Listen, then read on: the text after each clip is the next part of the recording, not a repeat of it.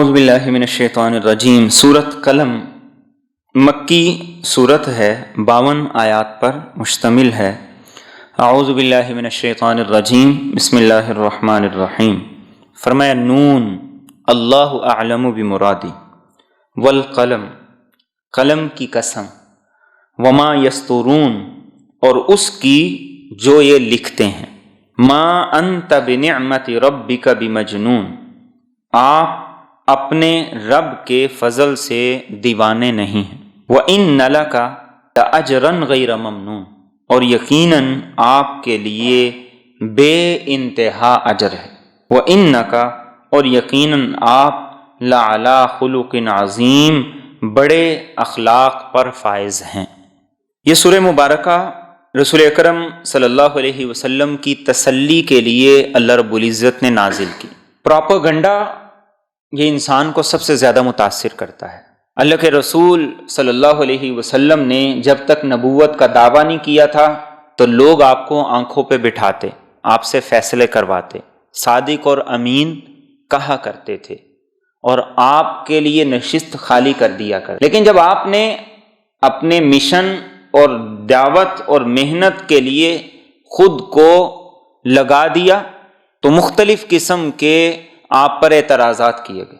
ان میں سے ایک یہ تھا کہ آپ نعوذ باللہ مجنون ہیں، پاگل ہو چکے۔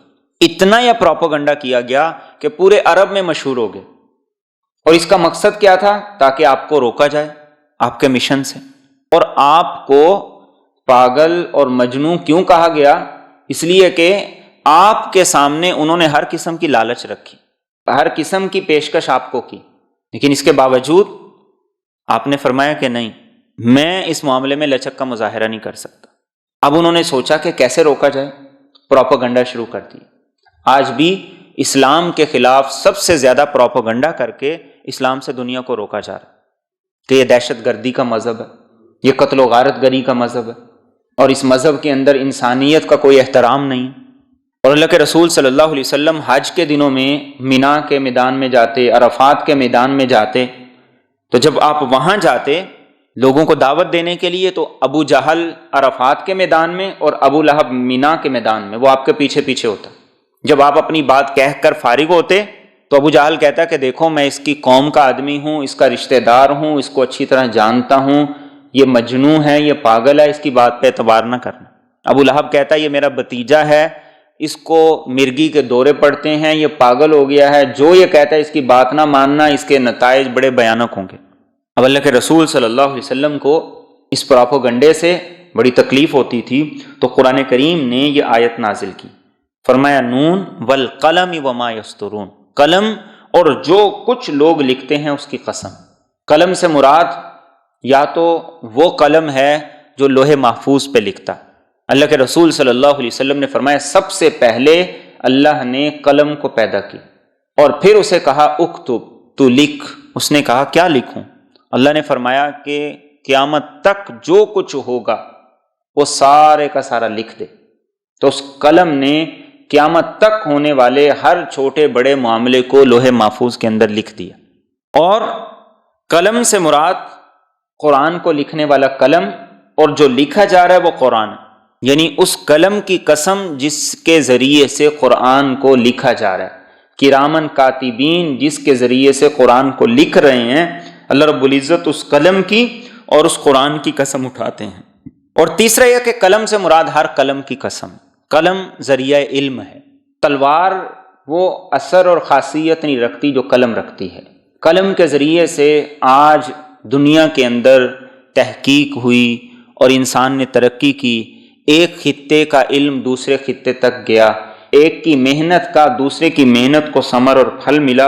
اللہ فرماتے ہیں کہ اس سب کی قسم کھا کر آپ کا رب یہ کہتا ہے کہ اپنے رب کے فضل سے آپ مجنون نہیں، اور اس کی دلیل سب سے بڑی آپ کا کلام ہے۔ جو مجنون ہو، جو دیوانہ ہو، جو پاگل ہو، بھلا وہ اتنی اعلیٰ خوبصورت باتیں کر سکتا ہے؟ اس کا کردار اتنا عالی ہو سکتا ہے، اس کے اخلاق اتنے عالی ہو سکتے ہیں؟ تو یہ آپ صلی اللہ علیہ وسلم کو بھی تسلی تھی، اور دوسرا ان کو بھی سنایا جا رہا تھا۔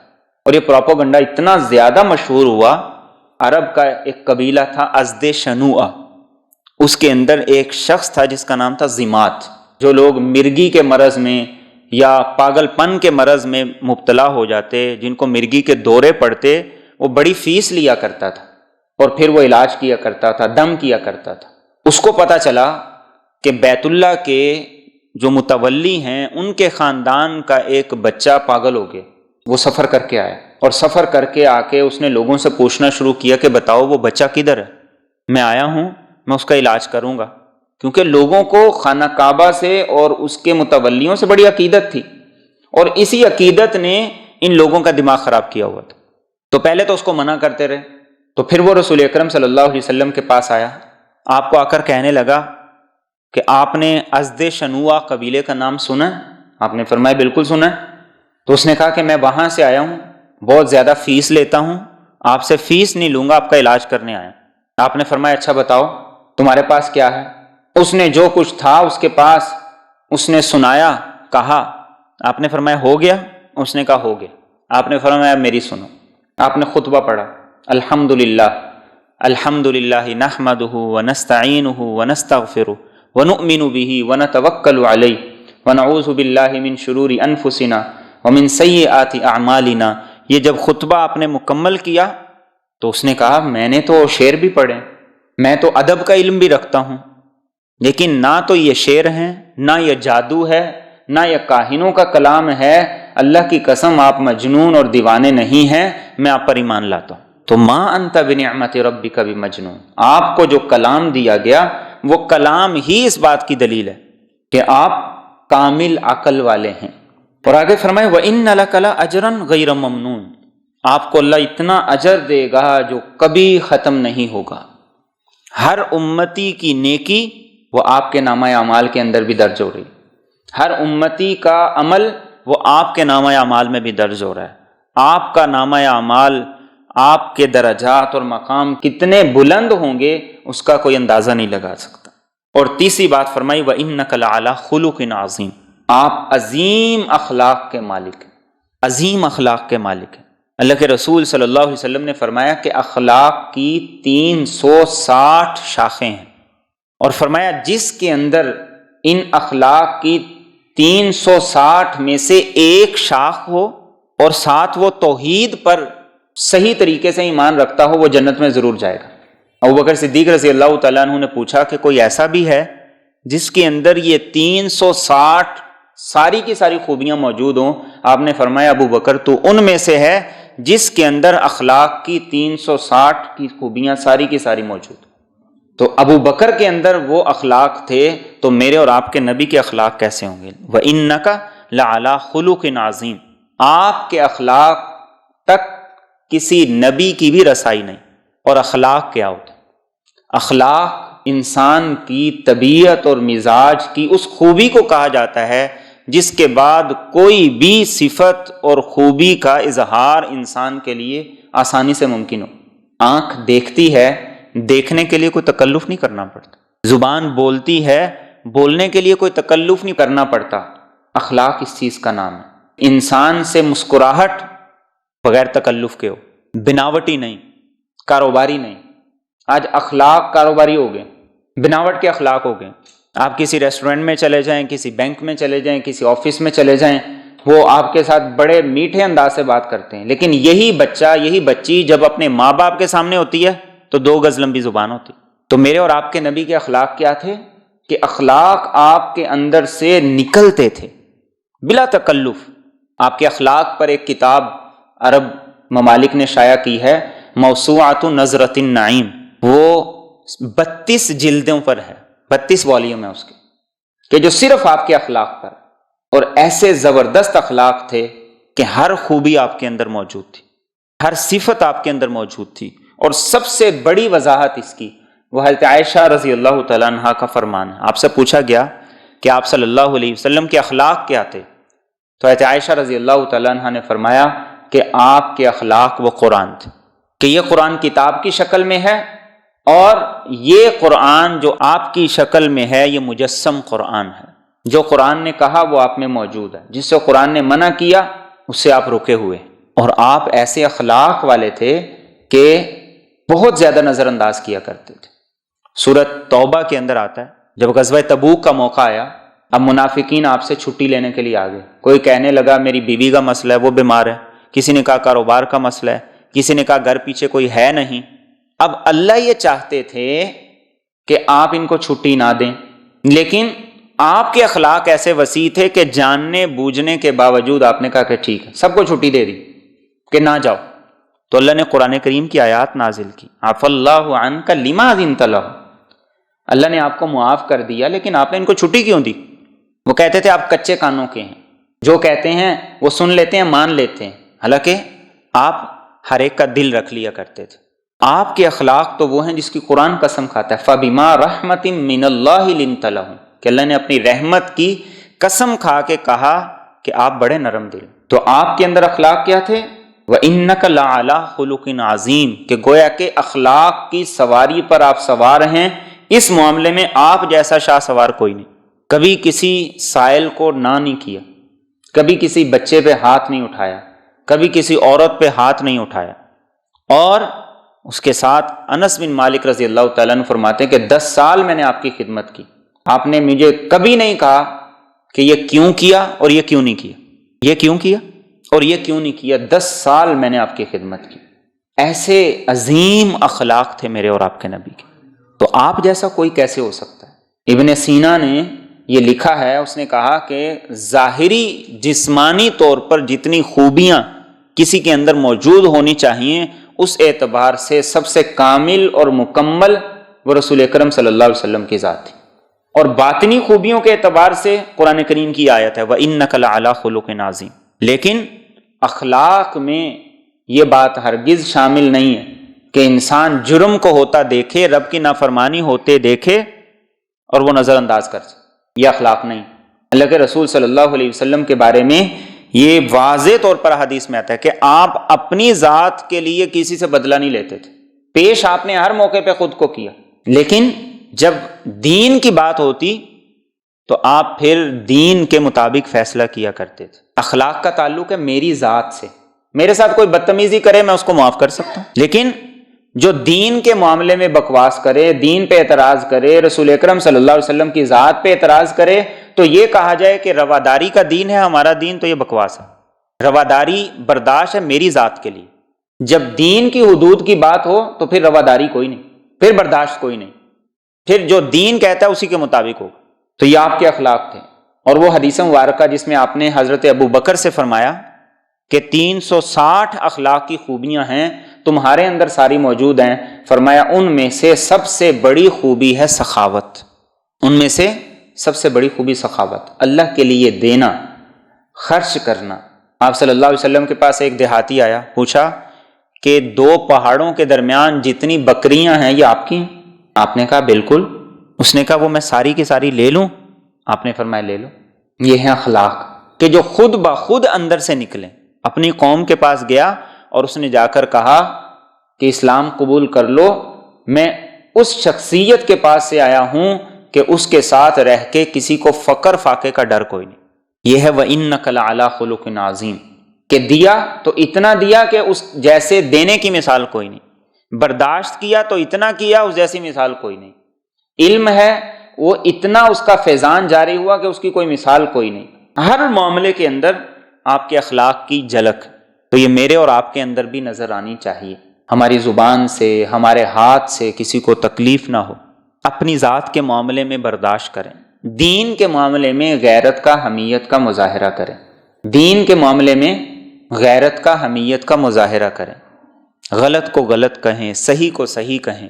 تو جب ہم اس طریقے سے اخلاق کو اپنائیں گے تو جنت میں داخل ہوں گے۔ اللہ کے رسول صلی اللہ علیہ وسلم سے پوچھا گیا سب سے زیادہ لوگ کس وجہ سے جنت میں جائیں گے؟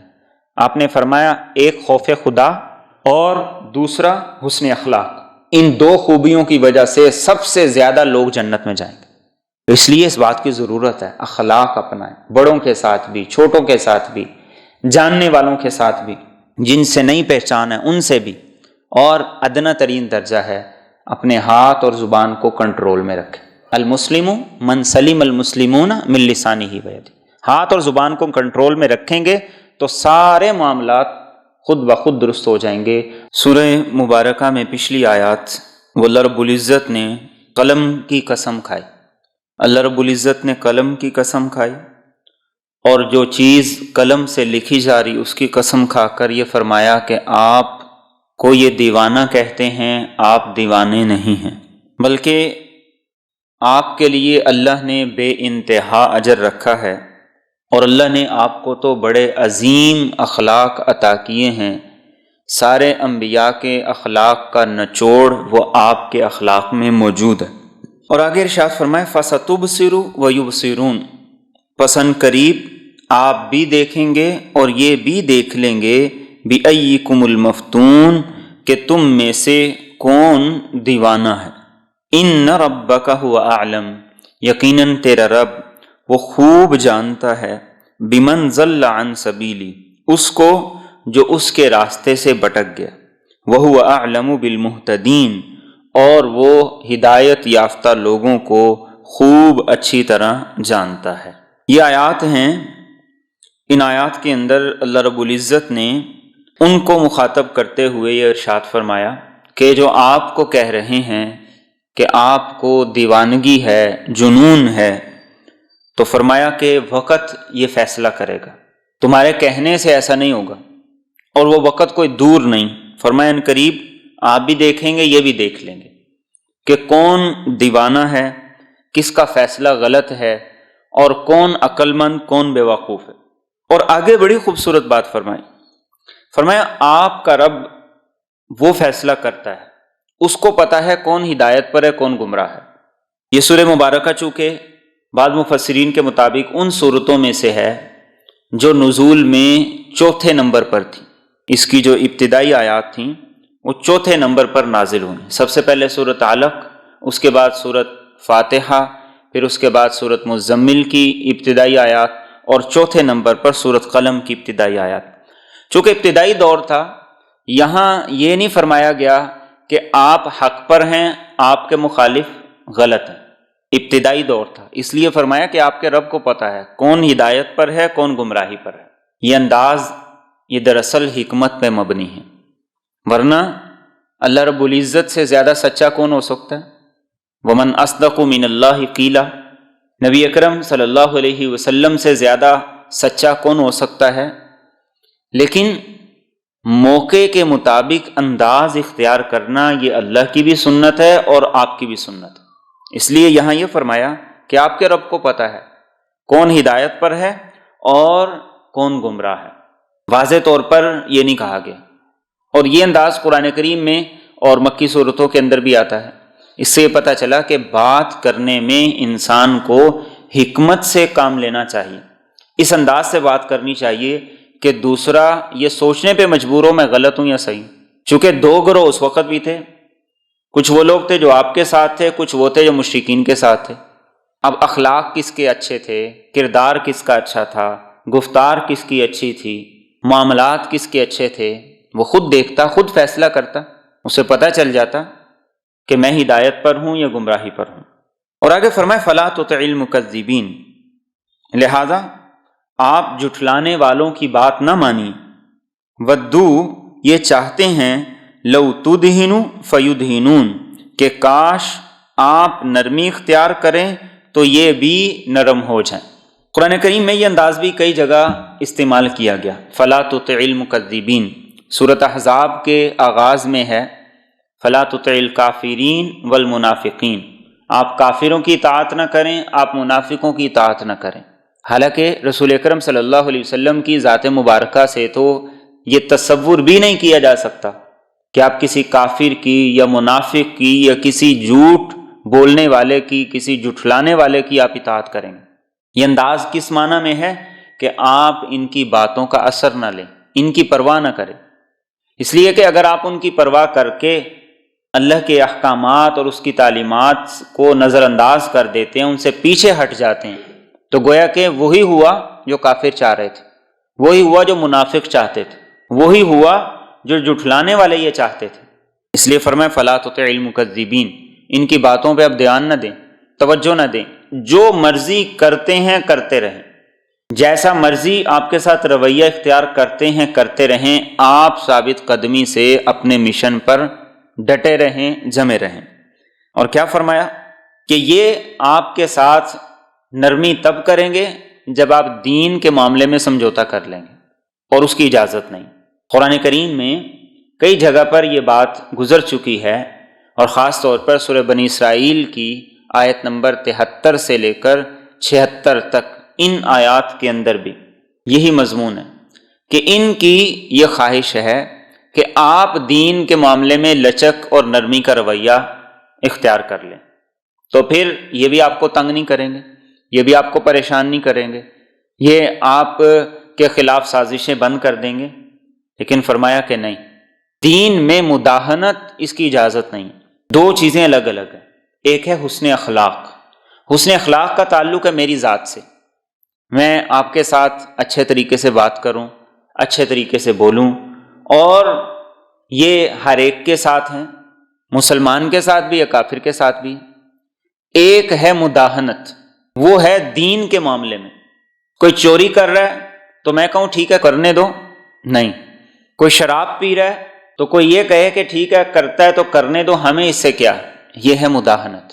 کوئی یہ کہتا ہے کہ فلاں جو جرم کرتا ہے بس اس کو کرنے دو، ہمیں اس میں دخل اندازی نہیں کرنی، یہ مداہنت۔ اللہ کے رسول صلی اللہ علیہ وسلم نے اپنی ذات کے لیے کبھی کسی سے انتقام نہیں لیا، کبھی بدلہ نہیں لی، کبھی کسی بچے کو نہیں مارا، کبھی کسی خاتون کو نہیں مارا، کبھی کسی پر ہتھیار نہیں اٹھایا، سوائے ایک موقع پہ، اور وہ بھی اس نے چونکہ یہ عہد کیا تھا کہ میں نعوذ باللہ آپ کو قتل کروں گا، اس لیے جب وہ وار کرنے کے لیے آیا تو آپ نے دفاعی طور پر ایک صحابی سے برچھی لے کر اس کو مارا۔ لیکن اللہ کے رسول صلی اللہ علیہ وسلم کے بارے میں یہ احادیث کی کتب میں، سیرت کی کتب میں واضح طور پر لکھا ہے جب دین کا معاملہ ہوتا تو آپ کے غصے کو روکنا، قابو کرنا مشکل ہو جاتا تھا۔ دین کے معاملے میں آپ کسی نرمی اور لچک کا مظاہرہ نہیں کرتے تھے۔ اسی لیے جس وقت ایک خاتون نے چوری کی، بڑے قبیلے کی تھی، حضرت اسامہ نے سفارش کی تو رسول اکرم صلی اللہ علیہ وسلم نے تاریخی الفاظ استعمال فرمائے تھے کہ اگر میری بیٹی فاطمہ بھی چوری کرتی تو میں اس کا ہاتھ بھی کاٹ دیتا۔ حالانکہ اس چیز کا تصور ہی نہیں کیا جا سکتا، سوچا ہی نہیں جا سکتا۔ یہ کس لیے کہ دین کے معاملے میں کوئی لچک نہیں، کوئی نرمی نہیں۔ اپنی ذات کے معاملے میں دکھاؤ، آج کا معاملہ الٹ ہو گیا۔ اپنی ذات کے معاملے میں ہم چھوٹی چھوٹی بات پہ لوگوں سے جھگڑتے ہیں، چھوٹی چھوٹی بات پہ ہمیشہ کے رشتے، تعلقات ہمیشہ کے لیے ختم کر دیتے ہیں، خون کے رشتے، خوشی غمی ختم کر دیتے ہیں۔ لیکن دین کا معاملہ ہو تو ہم کہتے ہیں کہ بس ٹھیک ہے، ہم نے کوئی ٹھیکہ تھوڑی لے رکھا۔ نہیں، دین کے معاملے میں میرے اور آپ کی ذمہ داری ہے، غلط کو غلط کہیں، صحیح کو صحیح کہیں۔ نافرمانی کے روکنے میں اگر میں اور آپ اس کو روک سکتے ہیں تو روکیں، بجائے اس کے کہ ہم دین کے معاملے میں نرمی کا رویہ اور اپنی ذات کے معاملے کے اندر ہم کہیں کہ بالکل کوئی لچک نہیں ہے، یہ دین کا رویہ نہیں۔ تو فرمایا یہ چاہتے ہیں کہ آپ دین کے معاملے میں لچک کا مظاہرہ کریں، ان کے بتوں کو برا بھلا نہ کہیں اور ان کی پالیسیوں پر تنقید نہ کریں، تو یہ کہیں گے کہ بس ٹھیک ہے۔ لیکن دین اس چیز کا نام نہیں، اور اسی کو مداہنت کہا گیا ہے۔ اور آگے تذکرہ کیا گیا ہے ایک کردار کا۔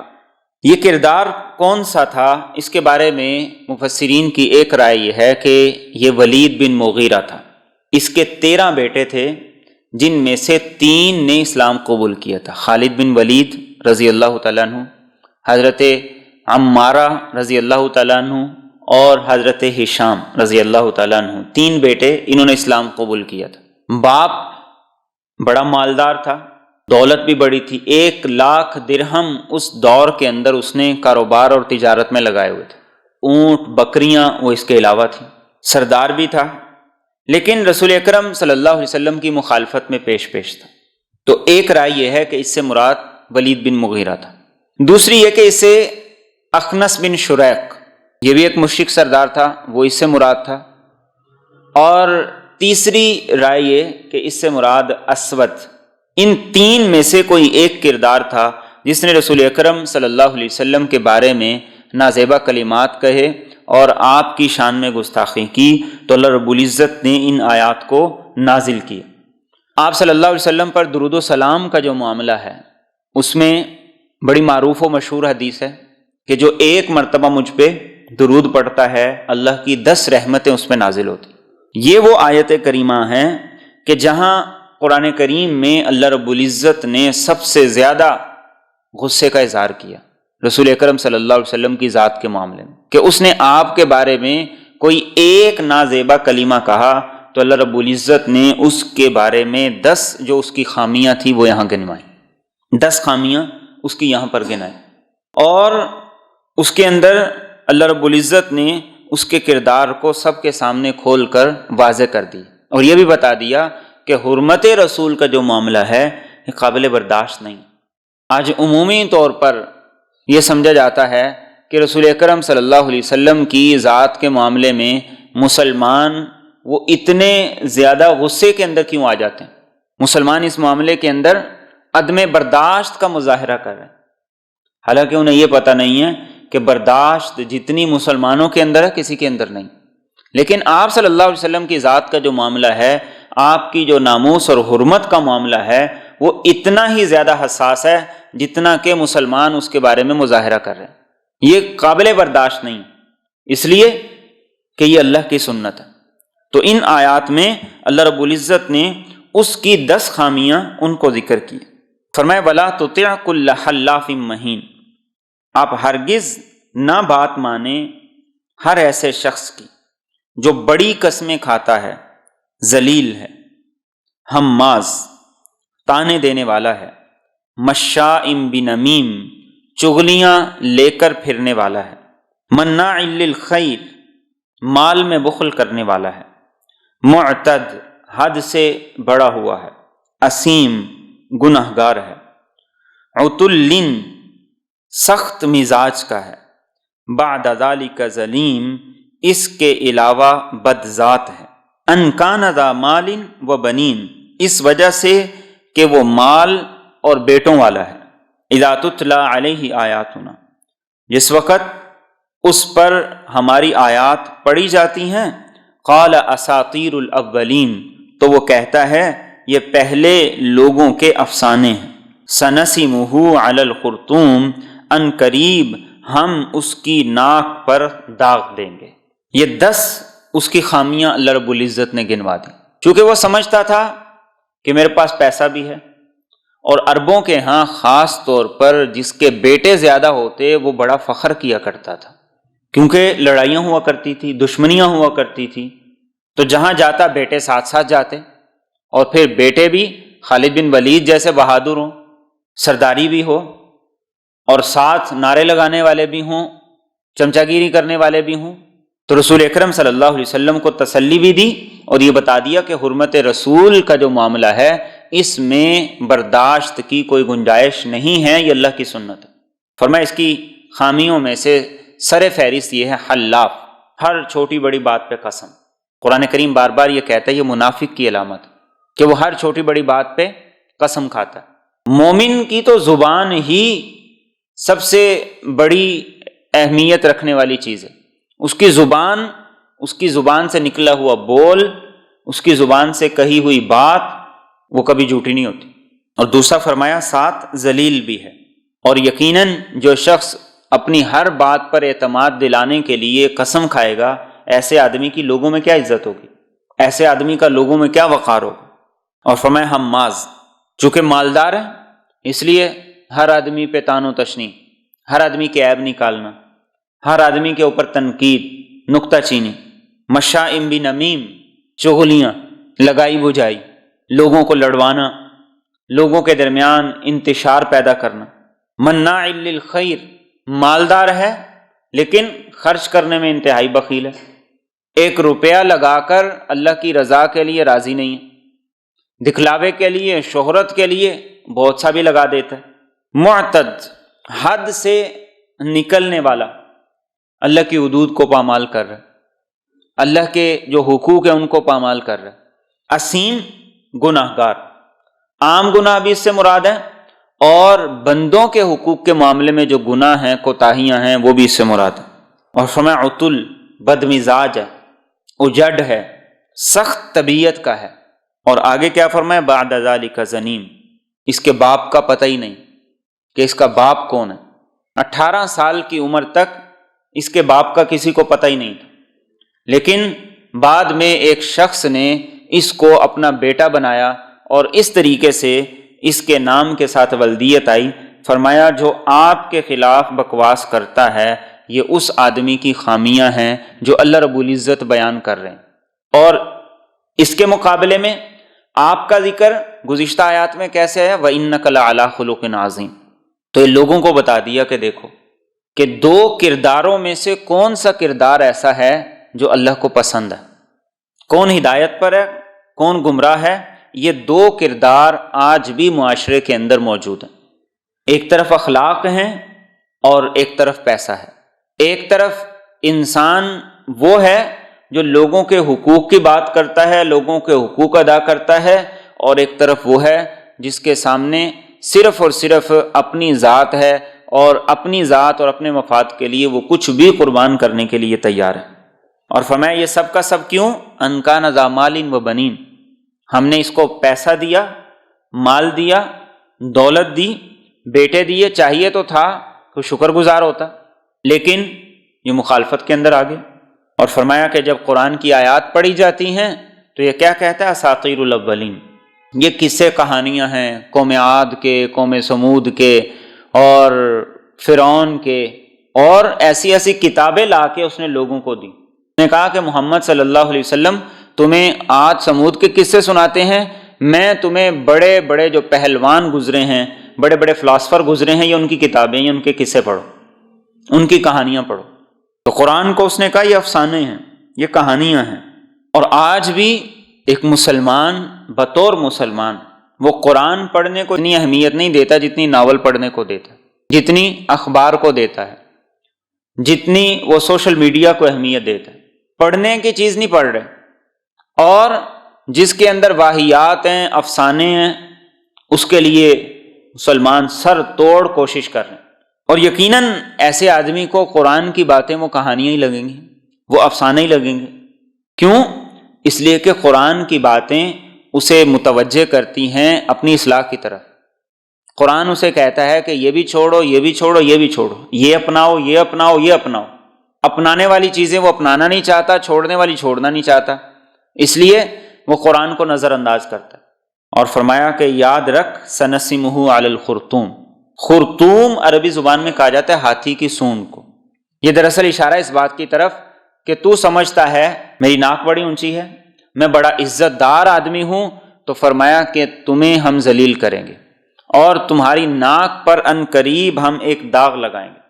چنانچہ غزوہ بدر کے موقع پر ایک انصاری کے ہاتھوں ناک پہ زخم لگا، اس کا علاج کرواتا رہا اور آخر اسی زخم کی وجہ سے وہ مر گیا۔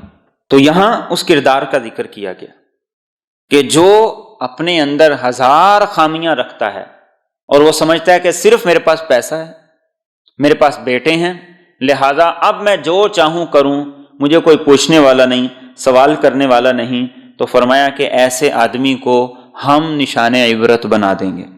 اس کے بعد آگے ایک واقعہ قرآن کریم نے ذکر کیا، یہ واقعہ ہے ایک باغ والوں کا۔ سورۃ کہف میں بھی واقعہ گزرا ہے جہاں 2 لوگ تھے، ایک کا باغ تھا، اس کے پاس سرمایہ تھا، پیسہ تھا، اور دوسرا درویش تھا لیکن صفات والا تھا، خوبیوں والا تھا۔ یہاں قرآن کریم نے ان باغ والوں کا واقعہ مسلمانوں کو بتایا۔ باغ والے ایک روایت کے مطابق یہ یمن کے رہنے والے تھے اور ایک روایت یہ کہ حبشہ کے رہنے والے تھے۔ ایک آدمی تھا، اللہ رب العزت نے اسے باغ دیا اور اس کے اندر جہاں خالی جگہ تھی وہاں وہ کھیت بھی تھے، اس کے اندر وہ کوئی فصل بھی لگا لیا کرتا تھا۔ اس کا دستور یہ تھا کہ اس شریعت کے مطابق 1/4 حصہ اللہ کے نام پر دینا فصل میں سے ضروری ہوا کرتا تھا، لیکن وہ 1/4 کی بجائے 1/3 حصہ اللہ کی راہ میں دیا کرتا تھا۔ جس وقت پھل کاٹنے کا موسم آتا تو وہ اعلان کروا دیتا کہ فلاں دن میرا پھل کاٹا جائے گا، فلاں دن فصل کاٹی جائے گی، سب کے سب لوگ حاضر ہوں، موجود ہوں، اور جو بھی مساکین آتے تو وہ ان کو دیا کرتا، واپس نہیں کیا کرتا۔ بیٹوں کو بھی ساتھ ساتھ لے کے جایا کرتا تھا۔ بیٹے زندگی بھر دیکھتے رہے، لیکن باپ کا انتقال ہو گیا۔ اب بیٹوں نے یہ سوچا کہ ہمارے اخراجات بڑھ گئے ہیں، آمدن اتنی ہی ہے، باپ تو سارے کا سارا دے دیا کرتا تھا، اب ضروریات ویسی نہیں ہے جیسے پہلے ہوا کرتی تھی، اب ضروریات بھی بڑھ گئی ہیں، اخراجات بھی بڑھ گئے ہیں، مسائل بھی بڑھ گئے ہیں، لہذا اب ہماری مرضی چلے گی۔ چنانچہ انہوں نے یہ طے کیا کہ ہم اس باغ میں سے کسی مسکین کو کوئی حصہ نہیں دیں گے، راتوں رات جائیں گے، پھل اتاریں گے، فصل کاٹیں گے، گھر لے آئیں گے، اس کے بعد جیسے مرضی ہوگی بیچیں گے، کھائیں گے، اپنی ضروریات کو پورا کریں گے۔ چنانچہ قرآن کریم نے اس واقعے کا یہاں پر ذکر کیا کہ جب انہوں نے یہ نیت کر لی، نیت میں کھوٹ آ گیا، کیا ہوا؟ رات کے وقت ایک ایسی آسمانی آفت آئی، سارا باغ جل کے راکھ ہو گیا، کھیت تباہ ہو گیا۔ اب وہ رات کو نکلے چھپ کے کہ کوئی مسکین نہ آ جائے، کوئی سوالی نہ آ جائے۔ آگے اپنے باغ تک، کھیت تک جب پہنچے تو کہنے لگے ہم راستہ بھول گئے ہیں، یہ راستہ نہیں۔ لیکن ارد گرد کی جب نشانیاں دیکھیں، کہنے لگے کہ راستہ تو یہی ہے، ہمارا باغ تباہ و برباد ہو گیا۔ ان کا جو درمیانہ بھائی تھا اس نے کہا میں تمہیں کہتا تھا کہ جو تم کرنے جا رہے ہو یہ نہ کرو، لیکن تم نے میری نہیں مانی۔ انہیں ندامت ہوئی، انہوں نے اللہ سے توبہ کی اور اللہ کی طرف رجوع کیا، تو اللہ رب العزت نے انہیں پھر اگلے سال اس سے بہتر باغ، اس سے بہتر پیداوار اور اس سے زیادہ فصل اللہ رب العزت نے عطا کی۔ یہاں اللہ رب العزت اس واقعے کو ذکر کر رہے ہیں کہ جب اللہ مال دے رہا ہے تو پھر اس میں اس کے حق بھی تم پر ہیں، پھر اس مال کے اندر آزمائش بھی ہے، امتحان بھی ہے۔ اس آزمائش اور امتحان میں ویسے پورا اترنا جیسے ان کا باپ پورا اترا کرتا تھا، ویسا رویہ نے اختیار کرنا جیسے اولاد نے اختیار کی۔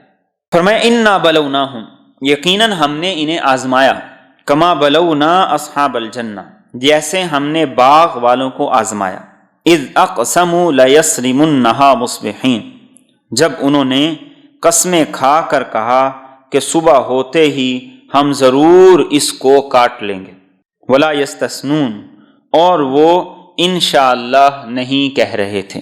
ان کو آزمایا یعنی مشرکین مکہ کو، کہ ان کے باپ دادا تھے ابراہیم علیہ السلام، اسماعیل علیہ السلام، کہ جن کو ہم نے یہ ساری نعمتیں عطا کی، جن کی بدولت ان کو خانہ کعبہ ملا، عزتیں ملی، وقار ملا، لیکن وہ اپنی عزتیں لے کے چلے گئے اور یہ اس کے بعد اس مال اور اس پیسے کی وجہ سے دین میں رکاوٹ بنے ہوئے۔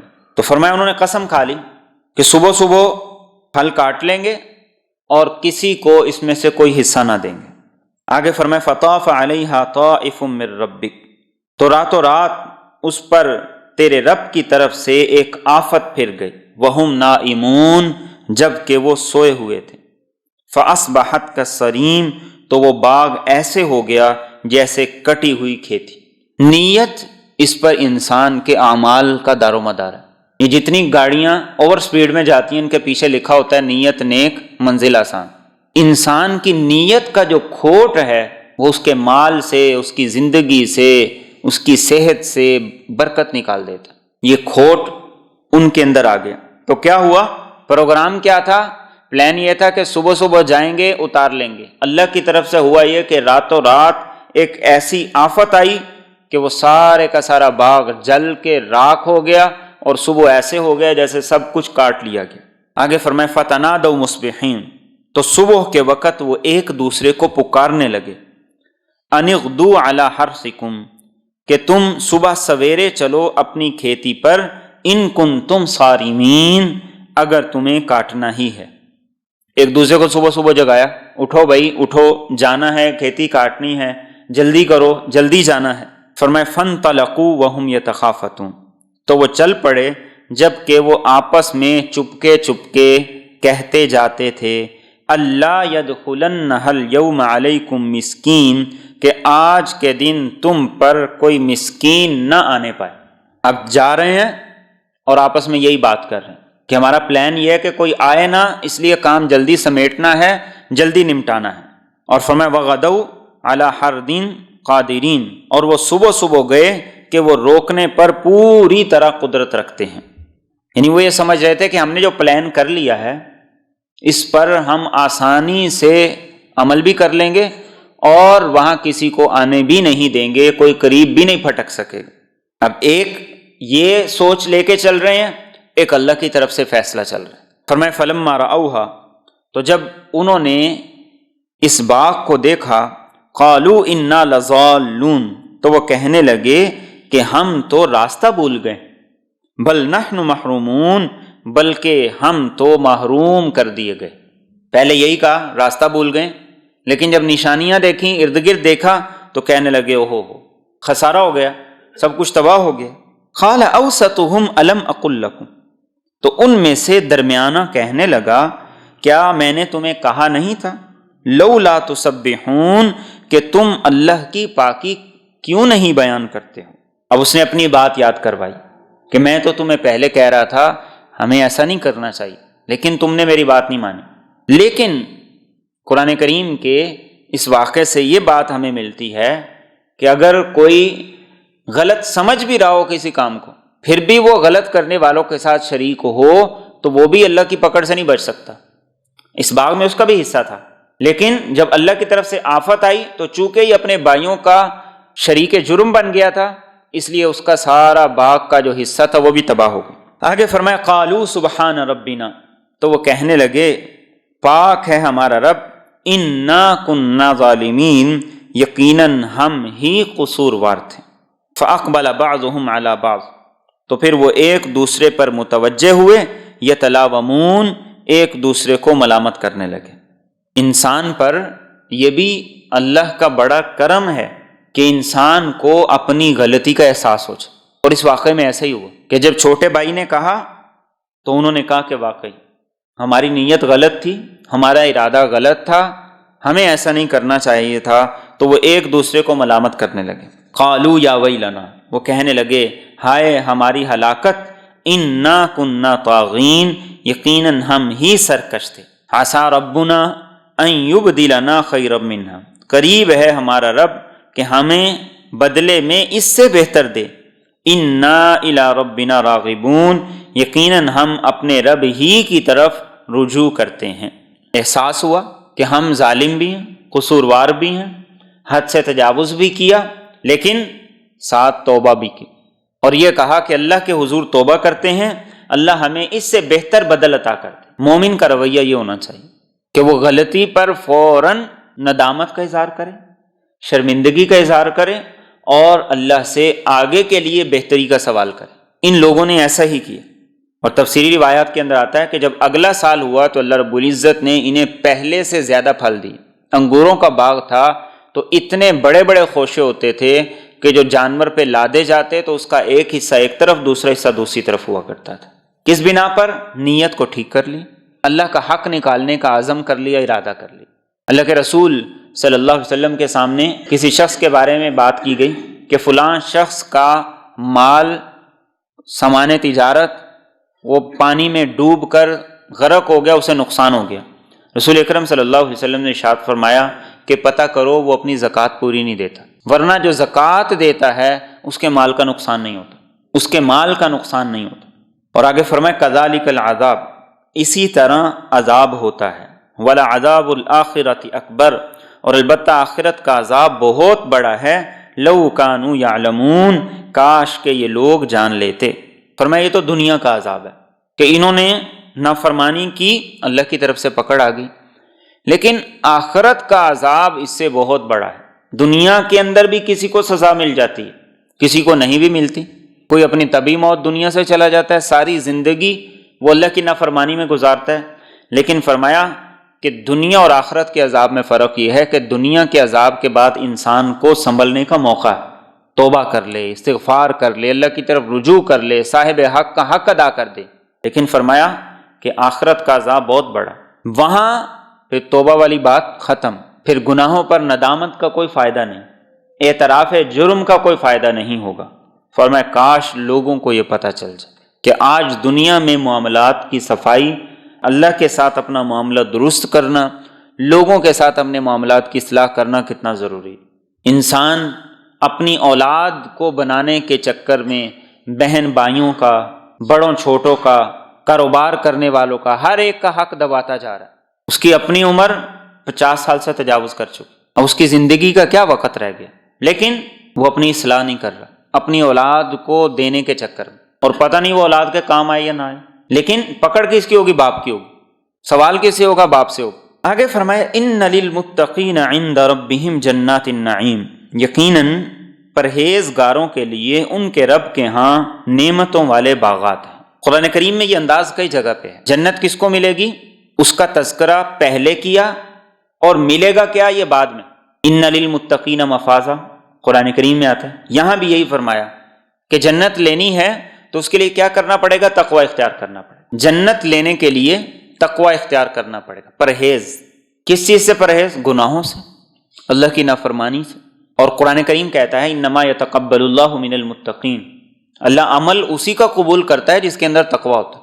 حضرت عمر فاروق رضی اللہ تعالیٰ عنہ نے ایک مرتبہ ابی بن کعب رضی اللہ تعالیٰ عنہ سے سوال کیا کہ تقوی کو آپ کیسے بیان کریں، کوئی مثال دیں۔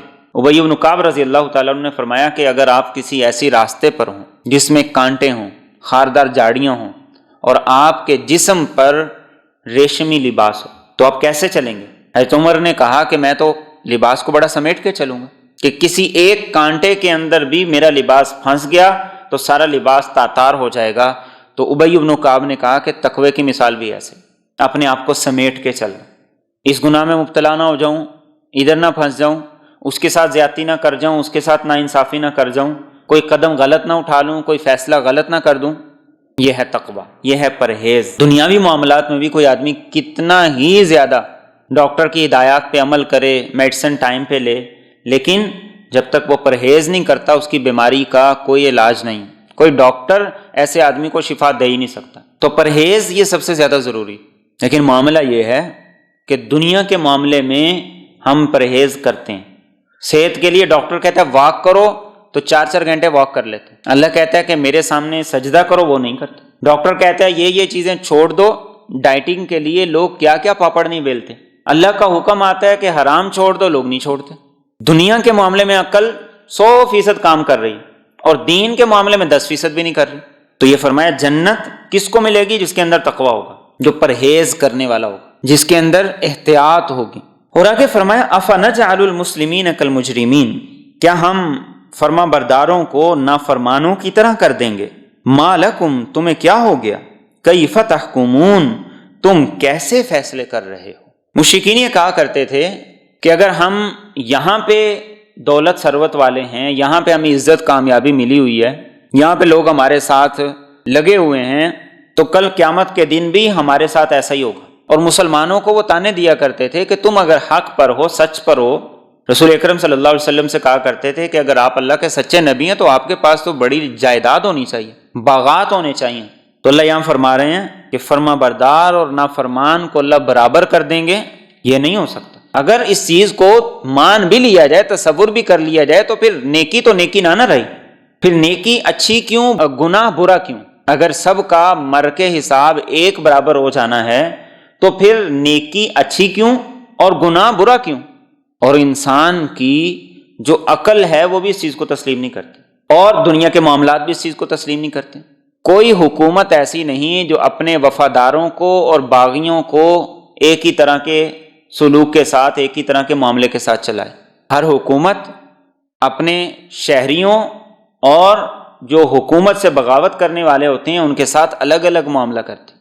اور انسانی عقل کا تقاضا بھی ہے کہ ایک شخص جو ساری زندگی اللہ کی اطاعت پہ، فرما برداری پہ زندگی گزار رہا ہے، ہر طرح کی قربانی دے رہا ہے، اور اس کے مقابلے کے اندر ایک دوسرا شخص وہ ہے کہ جو ہر طرح کی نافرمانی کر رہا ہے، اسے تمام طرح کے اسباب وسائل موجود ہیں، اس کی ساری ضروریات پوری ہو رہی ہیں، جو اس کی خواہش ہوتی ہے وہ پوری ہو جاتی ہے، اور دونوں مر جاتے ہیں۔ تو سوال یہ ہے کہ اب نیکی کرنے والے کو نیکی کا بدلہ کب ملے گا اور گناہ کرنے والے کو گناہ کی سزا کب ملے گی؟ ایک ایسا جہان ہونا چاہیے جہاں نیکی کرنے والے کو نیکی کی سزا، نیکی کا بدلہ ملے، گناہ کرنے والے کو گناہ کی سزا ملے، اور وہی جہان وہ قیامت کا دن۔ اور دنیا میں کسی کو نیکی کا پورا بدلہ مل ہی نہیں سکتا، نہ کسی کو دنیا میں اس کے جرائم کا پورا بدلہ مل سکتا ہے۔ ایک آدمی 100 لوگوں کو قتل کر دیتا ہے تو بدلے میں تو وہ ایک ہی مرتبہ قتل ہوگا نا۔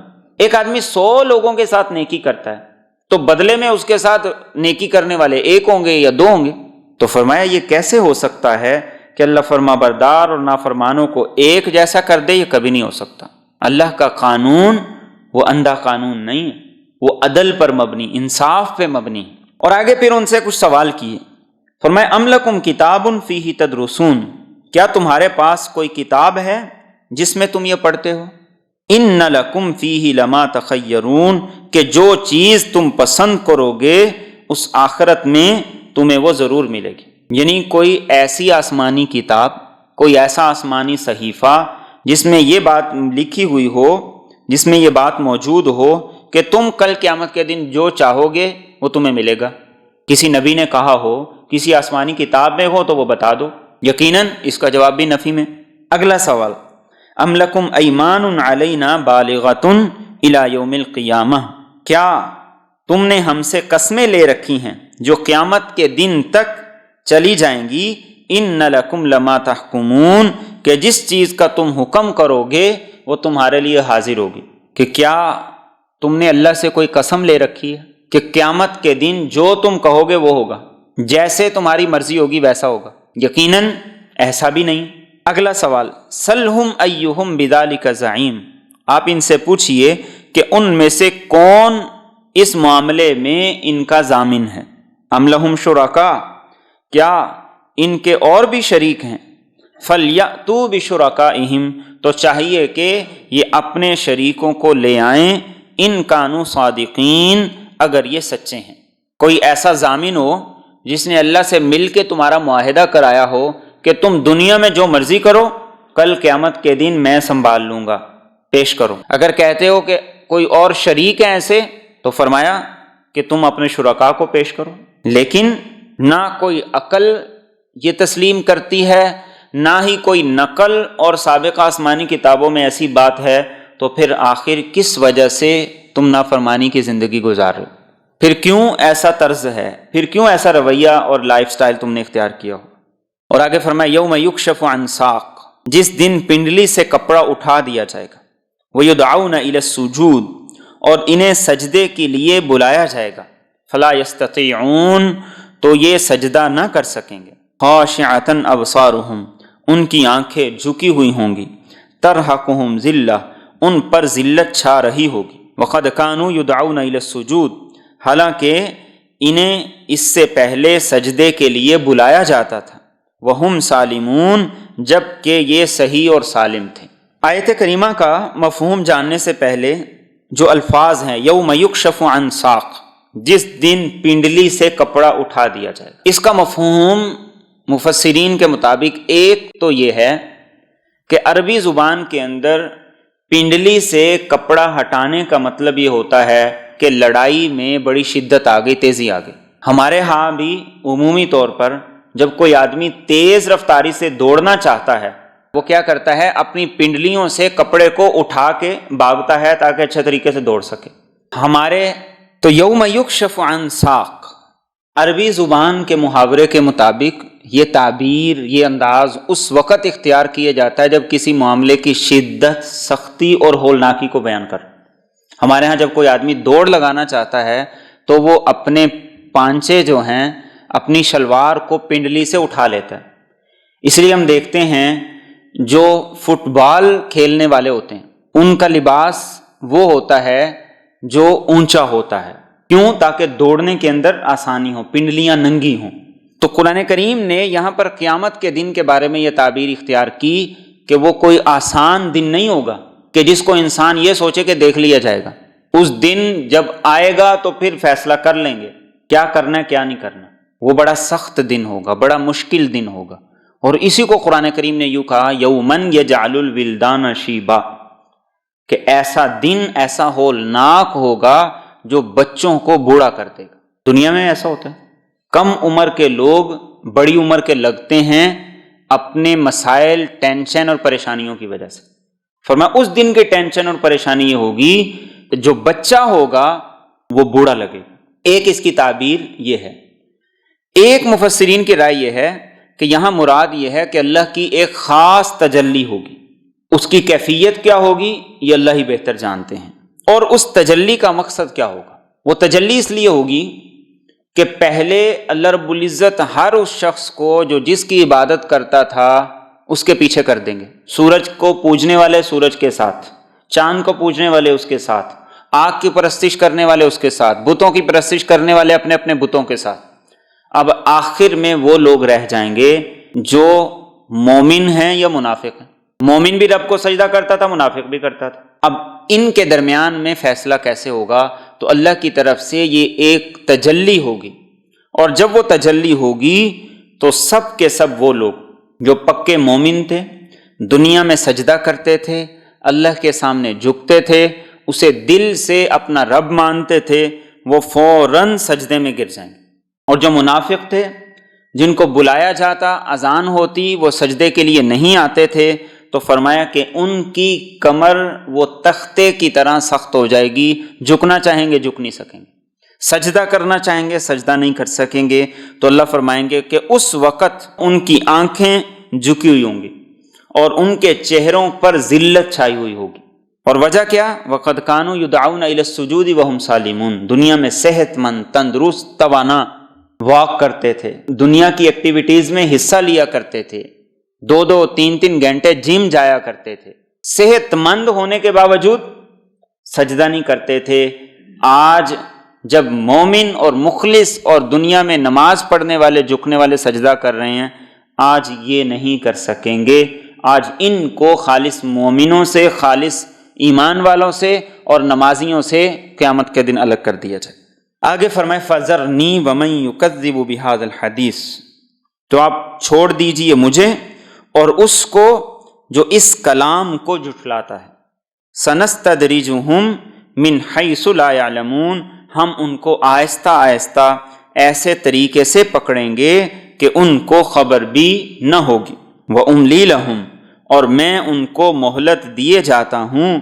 إِنَّ كَيْدِي مَتِينٌ. یقیناً میری تدبیر بڑی مضبوط ہے. یہ رسول اکرم صلی اللہ علیہ وسلم کو اللہ تسلی بھی دے رہے ہیں اور مخاطب بھی آپ ہی. یہ فرمایا جا رہا ہے کہ جو آپ کے مخالفین ہیں یہ اس قابل ہی نہیں ہے کہ اللہ ان کو مخاطب کرے، اس لیے آپ ہی سے کہہ رہے ہیں کہ آپ ان کا معاملہ مجھ پہ چھوڑ دیں، ان سے میں خود ہی نمٹ لوں گا، ان کو میں خود ہی دیکھ لوں گا. اور یہاں پہ لفظ استعمال کیا گیا سنستدرجہم، اس سے لفظ ہے استدراج. اللہ کے رسول صلی اللہ علیہ وسلم نے ایک حدیث میں اس کی وضاحت ایسے کی کہ اگر کسی ایسے آدمی کو دیکھو جسے اللہ کی نافرمانیوں کے باوجود دنیا کی ہر طرح کی نعمت اور آسائش ملتی جا رہی ہے، تو سمجھو کہ اللہ کی طرف سے اسے ڈیل ملی ہوئی ہے، اللہ کی طرف سے اس کی پکڑ کا وقت آنے والا ہے. مومن کے لیے دنیا نہیں ہے، مومن کے لیے آخرت ہے. دنیا مل بھی سکتی ہے، نہیں بھی مل سکتی. انبیاء میں سے بھی ایسے تھے، صلحاء میں سے بھی ایسے تھے، اولیاء میں سے بھی ایسے تھے. کسی کے پاس پیسہ تھا، کسی کے پاس نہیں تھا، لیکن اخلاقیات سب کے پاس تھی، کردار سب کے پاس تھا، اطاعت اور وفا رب کے ساتھ یہ سب کے پاس تھی، بندوں کے بارے میں احساس اور ہمدردی یہ سب کے پاس تھا. اور اللہ جب کسی سے ناراض ہوتا ہے تو پھر اللہ اس سے پیسہ نہیں چھینتا، اللہ اس سے اطاعت چھین لیتا.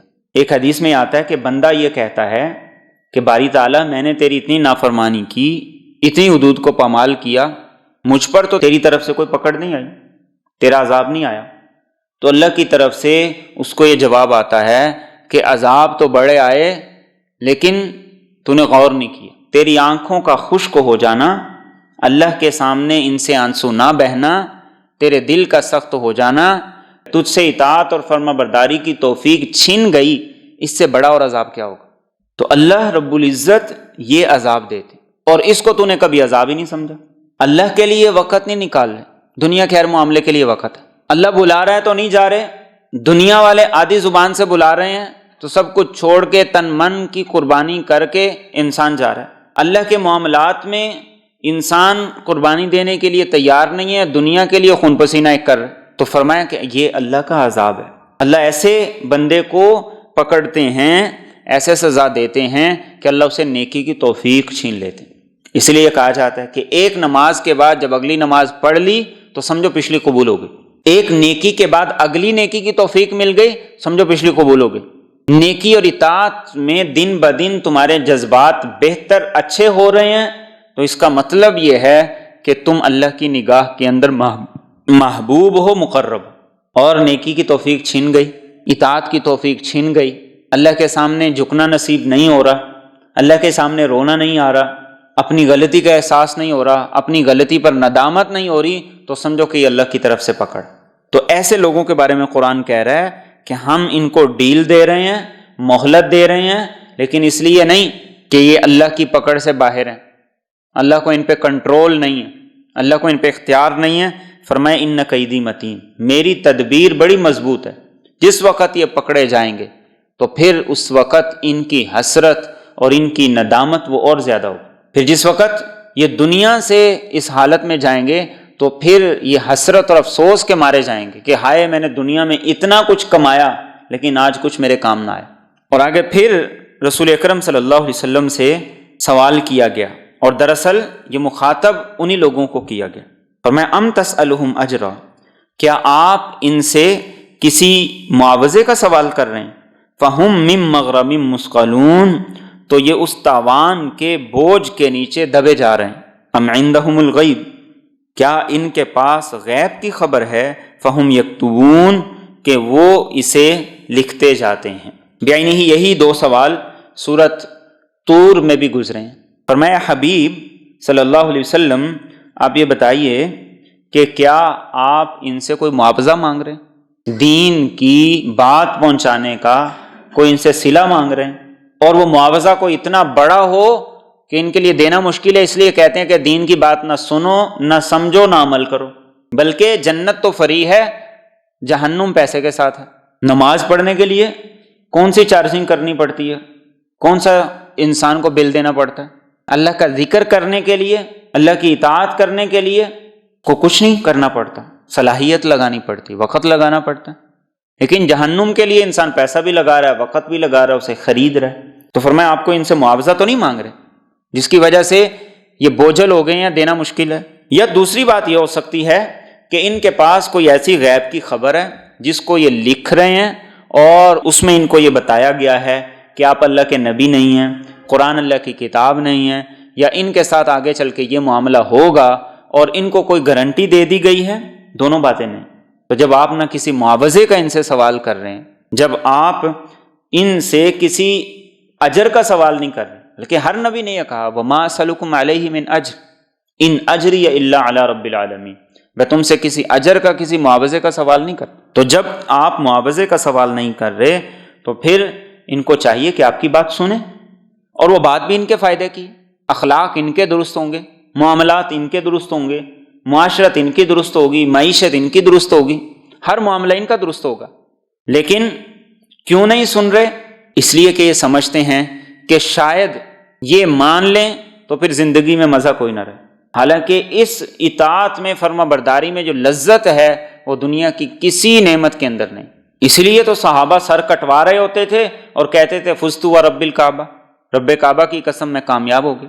اس کے لیے صحابہ نے اپنی جانیں نشاور کر دی، کاروبار لگا دیا، سب کچھ لگا دی، اور پھر بھی وہ یہ کہتے تھے کہ اللہ ہمارے پاس اگر جسم کے بالوں کے برابر جانیں ہو تو ہم وہ بھی تیری راہ کے اندر لگا دیں، اور تمہاری وہ جان ہے تم اسی کو بچا بچا کے رکھ۔ تو اس لیے ہمیں بھی اس چیز کی طرف متوجہ ہونا ہے، اپنی اصلاح کرنی ہے، اپنے معاملات کو بہتری کی طرف لے کر آنا ہے، اور یہ دیکھیں کہ اللہ ہمیں زیادہ سے زیادہ اطاعت کی توفیق دے، اس سے محروم نہ ہوں، اور اللہ سے یہ دعا کیا کریں کہ اللہ ہمارے کسی گناہ کی وجہ سے ہمیں اپنی اطاعت سے، اپنی نافرمانی سے محروم نہ کر۔ ایک ایک نیکی، ایک ایک اطاعت، ایک ایک فرما برداری، اس کی قدر و قیمت کل قیامت کے دن آخرت میں جا کے پتہ چلے گی، جس وقت اللہ سارے پردے ہٹا دیں گے، جس وقت اللہ رب العزت حقیقت لوگوں کے سامنے کر دیں گے۔ بعض مفسرین نے جو پیچھے آیت گزری یوم یکشف عن ساق، اس کا ایک مفہوم یہ بھی بیان کیا کہ اللہ ساری حقیقتیں کھول دیں گی کل قیامت کے دن، کہ نیکی کا وزن کیا، نیکی کی قدر و قیمت کیا، اور تمہارا پیسہ، تمہاری دنیا کی محنت، تمہارا دنیا کا کمایا ہوا نام، شہرت، آج اس کی کیا ویلیو۔ تو اس لیے اس دن کو سامنے رکھ کے اللہ سے دنیا کی خیر بھی مانگے، آخرت کی خیر بھی مانگے۔ یہ سورہ مبارکہ کا اختتام ہے۔ رسول اکرم صلی اللہ علیہ وسلم جس قربانی کے ساتھ، جتنا ثابت قدمی کے ساتھ حالات کا سامنا کر رہے تھے، تاریخ میں ایسی کوئی مثال نہیں ملتی۔ خود رسول اکرم صلی اللہ علیہ وسلم نے ارشاد فرمایا کہ مجھ پر جو حالات آئے، مجھ پر جو مصائب آئے، یہ مجھ سے پہلے اتنے سخت حالات کسی بھی نبی پر نہیں آئے، لیکن اس کے باوجود آپ صلی اللہ علیہ وسلم نے ثابت قدمی کا مظاہرہ کیا، استقلال کا مظاہرہ کیا۔ پھر بھی آپ بشری تھے، اللہ رب العزت بار بار آپ کو تسلی دیتا تھا، بار بار آپ کا حوصلہ بڑھایا کرتا تھا۔ تو یہاں بھی اسی طرح کا ایک حکم دیا گیا، فرمایا فاصبر لحکم ربک، کہ آپ اپنے رب کے حکم کے انتظار میں صبر کیجیے، ولا تکن کصاحب الحوت، اور آپ مچھلی والے کی طرح مت ہو جائیں، اذ نادا وہو مکظوم، جس وقت اس نے پکارا اس حال میں کہ وہ غم سے بھرا ہوا تھا، لولا ان تدارکہ نعمت من ربی، اگر اسے اس کے رب کی مہربانی نے نہ پا لیا ہوتا، لنبذ بالعراء، تو اسے چٹیل میدان میں ڈال دیا جاتا، وہو مذموم، اس حال میں کہ اس کا حال بہت برا ہوتا، فاجتباہ ربہ، تو اسے اس کے رب نے برگزیدہ کر لی، فجعلہ من الصالحین، اور اسے نیکوکاروں میں شامل کر دی۔ یہ اللہ رب العزت رسول اکرم صلی اللہ علیہ وسلم کو تاکید کر رہے ہیں کہ آپ نے صبر کرنا، جلد بازی نہیں کرنی، استقامت کے ساتھ دین کے مشن کو لے کر چلنا ہے۔ حالات آسان نہ تھے، مشکلات کا سامنا کرنا آسان نہ تھا، اور خاص طور پر جب معاشرہ اس کے بالکل مخالف چل رہا ہو، ماحول بالکل اس کے مخالف ہو، لوگ بالکل اس کے برعکس ہوں، اور مخالفت کرنے والے سارے کے سارے ہوں، ساتھ دینے والا کوئی نہ ہو، تو فرمایا آپ نے کیا کرنا ہے، فاصبر لحکم ربک، اپنے رب کے حکم کے انتظار میں آپ صبر کیجیے، اپنے آپ کو ثابت قدم کیجیے۔ یہ دراصل یہ میرے اور آپ کے لیے ہے۔ ماحول، معاشرہ، لوگوں کا لائف سٹائل، یہ چیزیں انسان کو اپنی طرف اٹریکٹ کرتی ہیں۔ جب تک انسان قرآن سے اپنا رشتہ نہیں جوڑے گا تب تک وہ ثابت قدم نہیں رہ سکتا۔ یہ فاصبر لحکم ربک یہ میرے اور آپ کے لیے بھی، یہ نہ دیکھو لوگ کیا کر رہے ہیں، معاشرہ کیا کر رہا ہے، لوگوں کی پرواہ نہ کرو، بلکہ اپنے رب کے حکم پر صبر کرو۔ اور صبر کی ایک قسم یہ بھی ہے، انسان اطاعت پر ثابت قدم رہے، اطاعت پر جمع رہے، پھر وہ چلنے والی ہواؤں کی فکر نہ کرے، پھر وہ ہواؤں کے ساتھ نہ چلے، بلکہ وہ ایک مضبوط تناور درخت کی طرح ڈٹا رہے، جمع رہے، ہوائیں آئیں، اندھیریاں آئیں، موسم بدلیں، حالات بدلیں، لیکن وہ نہ بدلے۔ یہ دراصل میرے اور آپ کے لیے ہے۔ اور یونس علیہ السلام کی اللہ رب العزت نے مثال دی۔ حوت عربی زبان کے اندر کہا جاتا ہے مچھلی کو۔ قرآن کریم میں سورۃ انبیاء کے اندر ہی آپ کے ذکر میں فرمایا گیا ذنون، نون کہا جاتا ہے بڑی مچھلی کو۔ یونس علیہ السلام نے اللہ کے حکم کے مطابق لوگوں کو ترغیب دی، دعوت دی، خبردار کیا، لوگ نہیں مانے۔ اللہ کی طرف سے ابھی حکم نہیں ہوا تھا، عذاب آنے سے پہلے آپ اپنی قوم کو چھوڑ کے چلے گئے، چونکہ ہر نبی کو ہجرت کا حکم دیا جاتا ہے۔ ابھی آپ کو ہجرت کا حکم ملا نہیں تھا، لیکن آثار ایسے ہی تھے کہ اب مجھے ہجرت کر جانی چاہیے، اللہ کے صریح حکم کے بغیر آپ ہجرت کر کے چلے گئے، تو اللہ رب العزت اس پر ناراض ہو گئے۔ اور قرآن کریم نے یہاں رسول اکرم صلی اللہ علیہ وسلم کو یونس علیہ السلام کی مثال دے کر فرمایا کہ آپ نے جلد بازی نہیں کرنی۔ اور یونس علیہ السلام جب چلے گئے، سورۃ انبیاء کے اندر بھی، سورۃ صافات کے اندر بھی، اور سورۃ یونس کے اندر بھی ہم تفصیل سے یہ واقعہ پڑھ چکے ہیں کہ اللہ رب العزت کے حکم سے جس کشتی میں وہ سوار ہوئے تھے وہ کشتی ڈوبنے لگی۔ یونس علیہ السلام کا 3 مرتبہ قرآن اندازی میں نام آیا، آپ نے مچھلی کے پیٹ میں چھلانگ لگا دی، لیکن جس وقت اس کے پیٹ کے اندر گئے فوری طور پر یہ خیال آیا کہ مجھ سے یہ غلطی ہو گئی۔ اب وہاں یونس علیہ السلام نے کیا کیا، فنادیٰ فی الظلمات، دیر نہیں کی۔ فا کا مطلب عربی زبان کے اندر یہ ہوتا ہے کہ بس فوراً انہوں نے کہا کہ اللہ میری غلطی ہے، میں قصوروار ہوں، میں خطا کار ہوں، اور تو پاک۔ ساری زندگی اللہ کے حکم کے مطابق لوگوں کی طرف سے آنے والے رویوں کو، مشکلات کو برداشت کیا۔ پوری زندگی کی ایک نیکی کی بھی اللہ کو مثال نہیں دی، ایک نیکی بھی اللہ کے سامنے نہیں پیش کی۔ آج ہم مرغی صدقہ کرتے ہیں، لوگوں کو الگ سناتے ہیں اور اللہ پہ الگ احسان۔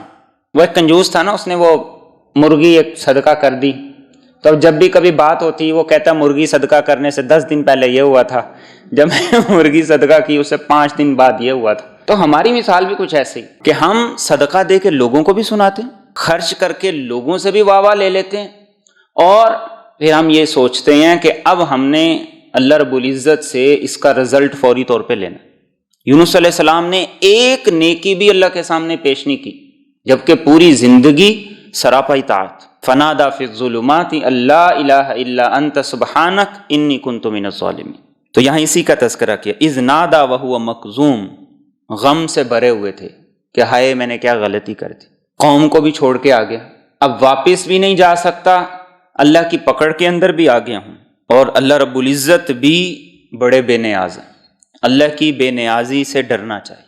قرآن کریم کا آپ یہاں پہ انداز دیکھیے، فرمایا کہ اگر اس کے رب کا احسان نہ ہوتا تو مچھلی جب انہیں دوبارہ ساحل پر پھینکتی وہو مذموم، تو فرمایا اس حال میں آپ کو پھینکتی کہ آپ قابل مذمت ہوتے۔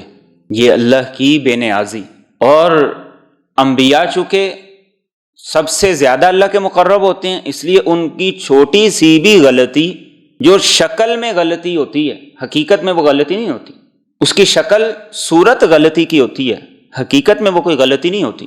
تو فرمایا اللہ کا احسان نہ ہوتا تو ان کی کیفیت یہ ہوتی، لیکن اللہ نے ان پہ احسان کیا، ان کی توبہ کو قبول کیا، مچھلی کے پیٹ سے نکالا تو ایک بیل ان کے اوپر اگا دی، کدو کی بیل، جس سے جسم جو نرم ہو گیا تھا، مکھیاں اس پر نہیں بیٹھ سکتی تھی، ایک ہرنی نے آپ کو دودھ پلایا، اور اس طریقے سے اللہ رب العزت نے دوبارہ ان کو قوم کی طرف بھیجا، جس کا تذکرہ ہے فَاجْتَبَاهُ رَبُّهُ فَجَعَلَهُ مِنَ الصَّالِحِينَ۔ تو اللہ نے دوبارہ پھر انہیں اپنی قوم کی طرف بھیجا، اور آپ نے ان کے اندر جا کر دوبارہ محنت کی۔ سورۃ صافات میں وَأَرْسَلْنَاهُ إِلَىٰ مِائَةِ أَلْفٍ أَوْ يَزِيدُونَ، یہ آیات ہیں۔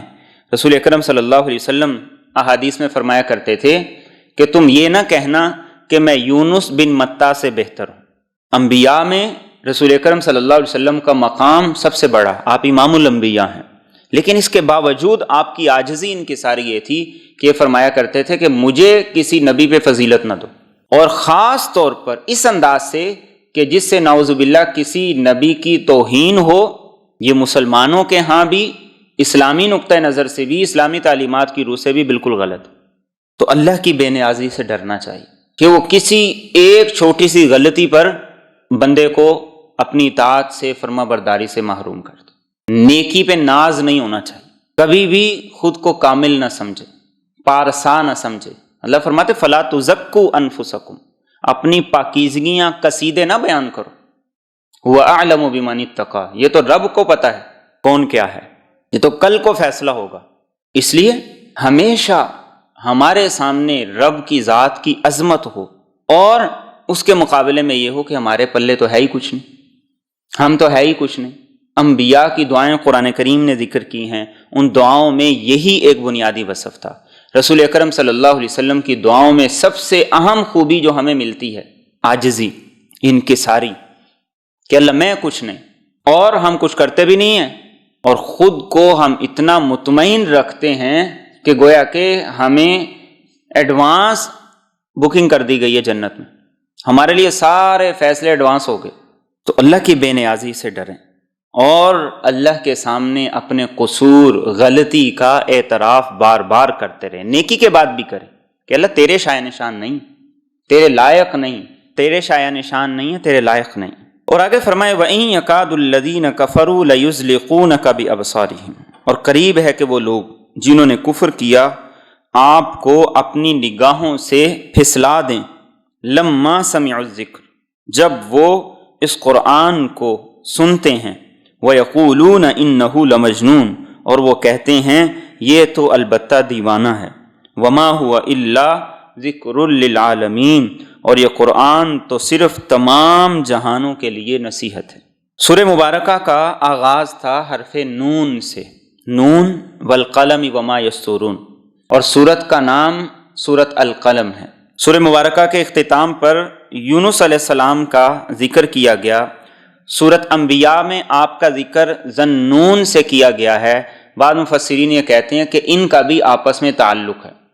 سورت میں نون سے آغاز یہ دراصل یونس علیہ السلام ہی کی طرف اشارہ ہے۔ اب یہ جو آخری دو آیات ہیں، ان آیات کے بارے میں یہ کہ رسول اکرم صلی اللہ علیہ وسلم جس وقت قرآن کریم کی تلاوت کرتے، لوگوں کو واعظ و نصیحت کرتے، تو وہ آپ کی دعوت کو روکنے کے لیے یہ کہتے تھے انہ لمجنون، کہ آپ تو نعوذ باللہ دیوانے ہیں، جنون ہے۔ لیکن اللہ فرماتے ہیں کہ یہ سب غلط کہتے ہیں، اور فرمایا کہ ان کی پوری کوشش کہ اپنی نگاہوں سے آپ کو پھسلا دے۔ دو مفہوم ہیں۔ ایک مفہوم یہ ہے کہ جیسے ہمارے ہاں محاورے میں کہا جاتا ہے کہ وہ مجھے ایسے دیکھ رہا تھا جیسے کچا کھا جائے، وہ مجھے ایسے گور گور کے دیکھ رہا تھا جیسے میں نے اس کا پتہ نہیں کیا بگاڑ دیا۔ لوگوں کی نظریں انسان کے لیے ان کا سامنا کرنا مشکل امر ہوتا ہے۔ فرمایا کہ آپ کے لیے یہ بڑا مشکل تھا کہ لوگوں کی نظروں کا آپ سامنا کریں، اس لیے کہ آپ جس طرف جاتے تھے ہر طرف وہی لوگ تھے، مذاق اڑانے والے، ٹھٹھا کرنے والے، فقرے کسنے والے، اشارے کرنے والے، ایک دوسرے کو دیکھ کر استہزاء کرنے والے۔ تو فرمایا کہ یہ جب قرآن آپ سے سنتے ہیں تو یہ اپنی نظروں سے آپ کو پھسلا دیتے، لیکن اللہ نے آپ پہ کرم کی۔ اور بعض روایات سے یہ بھی ملتا ہے کہ انہوں نے باقاعدہ طور پر بعض ایسے عاملوں کی مدد لی جو نظر لگانے میں ماہر تھے۔ اللہ کے رسول صلی اللہ علیہ وسلم نے حدیث میں فرمایا العین حق، نظر لگ جاتی ہے، یہ ایک حقیقت ہے۔ اور عرب کے قبائل میں سے بنو اسد ایک قبیلہ تھا کہ جن کے لوگوں کے بارے میں مشہور تھا کہ ان کی نظر بڑی جلدی لگتی، اور ان کا طریقہ واردات یہ ہوتا تھا 3 دن بھوکے رہتے، اور اس کے بعد جس اونٹ کو کھانے کا جی چاہتا اس کے پاس جاتے اور جا کے کہتے کیا کمال کا اونٹ ہے، کیسا خوبصورت ہے، اس کا گوشت کتنا لذیذ ہوگا، اور اپنی باندی سے کہتے کہ جا برتن لے جا، یہ ذبح ہونے والا ہے۔ اونٹ گرتا، مالک اس کو ذبح کرتے کہ اس سے پہلے کہ یہ مر جائے اس کا گوشت تقسیم کر دیا جائے۔ تو اتنی تیز نظر ہوا کرتی تھی، تو ان کی خدمات حاصل کی گئیں تاکہ رسول اکرم صلی اللہ علیہ وسلم کو نظر لگائی گئی۔ اور روایات میں آتا ہے کہ جب وہ آئے تو رسول اکرم صلی اللہ علیہ وسلم نے کثرت سے لا حول ولا قوت الا باللہ کا ورد کیا، وہ ناکام ہو کے واپس چلے۔ اور اللہ کے رسول صلی اللہ علیہ وسلم کے ہی دور کا واقعہ ہے کہ ایک شخص غسل کر رہا تھا تو دوسرے نے اس کو دیکھ کر کہا کہ کتنی خوبصورت باڈی، بس اتنا کہنا تھا کہ وہ بیمار پڑ گیا، اور ایسا بیمار پڑا کہ کوئی دوائی اثر نہیں کرتی تھی۔ اللہ کے رسول صلی اللہ علیہ وسلم کو جب بتایا گیا تو آپ نے فرمایا کہ کیوں تم اپنے بھائیوں کو ان نگاہوں سے دیکھتے ہو؟ اور پھر آپ نے فرمایا جب کسی کو پتہ چل جائے کہ فلاں کی نظر لگی ہے تو اسے چاہیے کہ اس کے وضو کا پانی یا اس کے غسل کا استعمال کیا ہوا پانی اس آدمی پر پھینکا جائے جس کو نظر لگی۔ اور خود رسول اکرم صلی اللہ علیہ وسلم امام حسن مجتبی اور امام حسین رضی اللہ تعالیٰ عنہ کو دم کیا کرتے تھے، اور یہ فرمایا کرتے تھے کہ جو دم میں ان کو کرتا ہوں یہی دم ابراہیم علیہ السلام حضرت اسماعیل کو اور حضرت اسحاق کو کیا کرتے تھے۔ اعوذ بکلمات اللہ التامات من کل شیطان وہامۃ ومن کل عین لامۃ۔ تو یہاں یہ ارشاد فرمایا گیا۔ اور سورت بنی اسرائیل کی آیت نمبر 73 میں بھی اسی قسم کا مضمون ہے کہ یہ لوگ تو اس پوری کوشش میں کامیاب ہو جاتے کہ آپ کو اپنی نظروں سے ایسا دیکھتے کہ آپ ان کی نظروں کی تاب نہ لا پاتے، لیکن اللہ نے آپ پہ کرم کر دی اور فرمایا کہ یہ کہتے ہیں انہ لمجنون، کہ آپ البتہ دیوانے ہیں۔ فرمایا وما هو الا ذکر للعالمین، قرآن سارے جہانوں کے لیے نصیحت ہے۔ ہوا سے مراد بعض مفسرین کہتے ہیں کہ رسول اکرم صلی اللہ علیہ وسلم کی ذات، کہ آپ تمام جہانوں کے لیے عزت اور شرف کا باعث ہیں۔ آپ ہی کی بدولت اللہ رب العزت نے اس کائنات کو بنایا، آپ ہی کی بدولت اللہ رب العزت نے آپ کی امت کو اجتماعی عذاب سے محفوظ رکھا، آپ اس کائنات کے لیے شرف اور عزت کا باعث ہیں۔ امام حسن بصری رحمۃ اللہ علیہ فرمایا کرتے تھے کہ سورہ قلم کی یہ جو آخری 2 آیات ہیں، یہ 2 آیات اس آدمی کو پڑھ کے دم کی جائیں جس کو نظر لگی ہے تو اللہ رب العزت اس کو شفا عطا کر دیتے ہیں۔